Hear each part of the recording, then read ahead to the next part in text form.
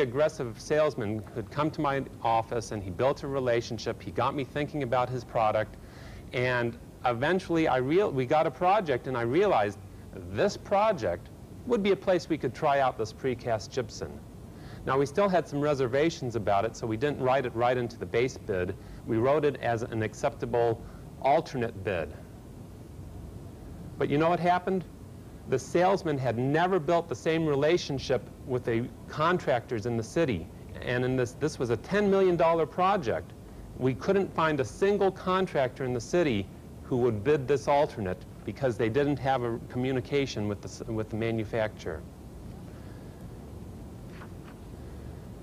After the bidding process comes another period in which many substitutions occur.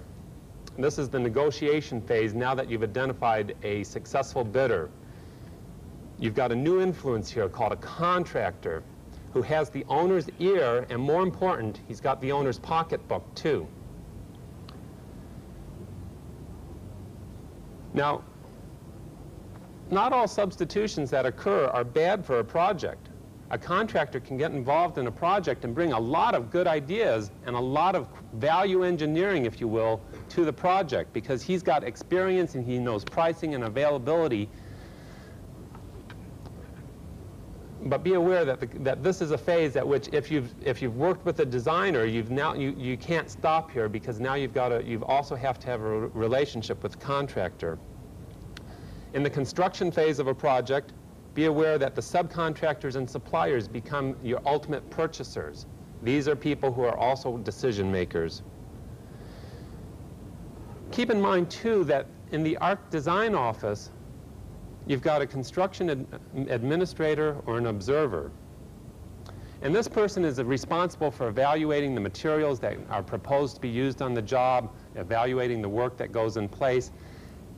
This contract administrator is probably someone who had very little to do with the project when it was in the design phases. He may not understand why your product was selected, that your product solved specific design needs that the competitor's product didn't. Your sales job doesn't end with construction because you can use the period after construction, the post-construction period, to assure the success of your future efforts. One way of doing this is to provide feedback to the designers. I'm desk-bound. I never get into the field. I depend on my valued consultant salespeople like you to come to me and say, you know, I want to tell you how this review with you how your product worked in the field. You can ask me, were there any problems? Was I satisfied? If there were, then you can work to alleviate that so that I don't have resistance to using your product next time. There's a salesman in my city who sells an exterior insulation and finish system, and you know what? He does something pretty intelligent. Each project that I use his material on, he gets a nice photograph of his building, of this building, and he comes to me with a big color print, and he gives it to me. And he also takes a copy of it and he puts it in his technical manual that's on my shelf. And what happens is over the course of years, I begin to realize that this isn't somebody else's product, that this has become my product, that it's had a share in influencing my success. Let's talk about another whole area of that's important to know in terms of avoiding substitutions, and this is the multiple decision makers involved in construction. In the architectural office, you've got a designer, a project manager, a specifier, job captains.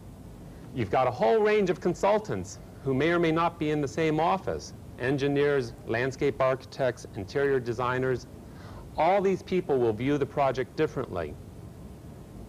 And all of them will influence the ultimate success of your sale. In the contractor's office, not only do you have the field staff, which is different than the office staff, but you also have the contractors, subcontractors, and his suppliers, all of whom influence substitutions.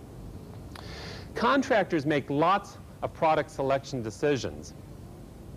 First of all, there's the whole range of design-build projects where the contractor's making the fundamental product selections. But even if it's an architect-engineer specified project, you need to know that the contractor makes lots of product selection decisions. Let's take the ceiling system in this room, for instance.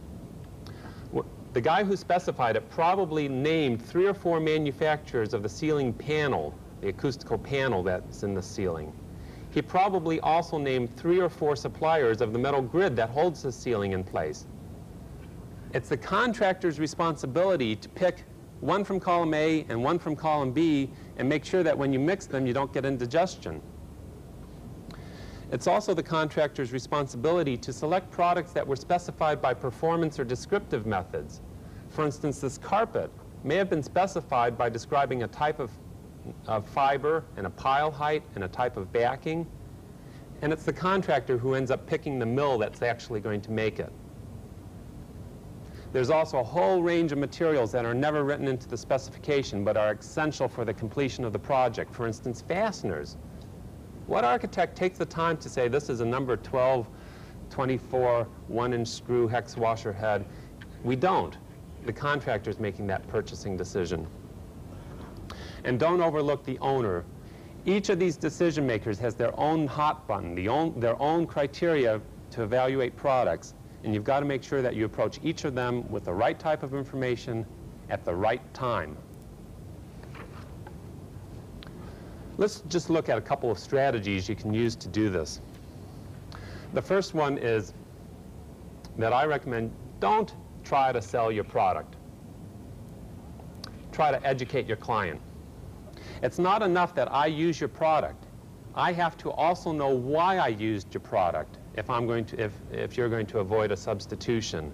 And I'll give you an example. I worked for an architectural firm that used a certain brand of cementitious fireproofing.